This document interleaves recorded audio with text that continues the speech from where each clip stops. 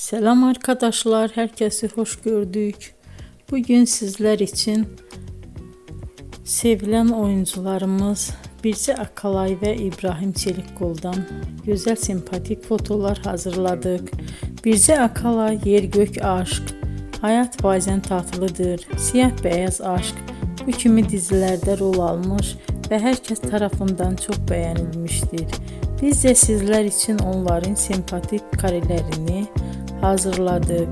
Yeni videolar görmek istiyorsanız kanalımıza abone olup bol bol yorum yazmayı, sona kadar izlemeyi unutmayın. Bizden bu kadar. Hoşça kalın.